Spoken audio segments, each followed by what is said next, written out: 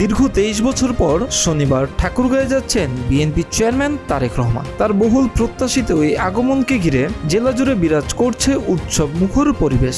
শহরের গুরুত্বপূর্ণ সড়কগুলো সাজানো হচ্ছে ব্যানার ফেস্টুনে, প্রস্তুত করা হচ্ছে জনসভাস্থল। দলীয় নেতাকর্মীদের পাশাপাশি সাধারণ মানুষের মধ্যেও দেখা যাচ্ছে প্রবল উদ্দীপনা ও বাঁধ ভাঙা উচ্ছ্বাস।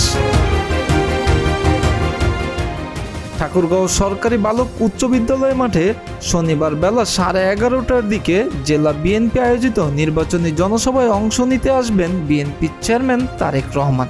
জনসভা ঘিরে মঞ্চ নির্মাণ, আলোকসজ্জা, শব্দ ব্যবস্থা ও নিরাপত্তা প্রস্তুতির কাজ চলছে পুরোদমে।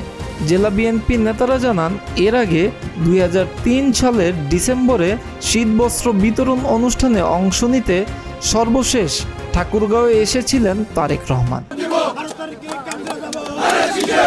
এদিকে তারেক রহমানের সফর ঘিরে জেলা বিএনপি ব্যাপক প্রস্তুতি নিয়েছে বলে জানিয়েছেন দলটির সাধারণ সম্পাদক, ঠাকুরগাঁও 1 আসনের বিএনপি প্রার্থী।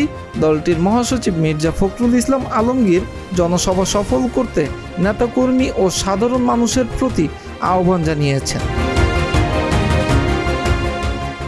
বিএনপি মহাসচিব মির্জা ফখরুল ইসলাম আলমগীর বলেন, দীর্ঘদিন পর তারেক রহমানের ঠাকুরগাঁয়ে আসছেন। তার জনসভা সফল করার জন্য দলীয় নেতাকর্মী সহ সকলকে উপস্থিত হওয়ার আমন্ত্রণ জানাচ্ছি। তার এই সফর আমাদের আরও উজ্জীবিত করবে এবং জেলার উন্নয়নে অবদান রাখবে। দীর্ঘ 2 দশকেরও বেশি সময় পর বিএনপি চেয়ারম্যানের এই আগমনকে কেন্দ্র করে ঠাকুরগাঁয়ে রাজনৈতিক অঙ্গনে নতুন উদ্দীপনা তৈরি হয়েছে বলে মনে করছেন স্থানীয় নেতারা।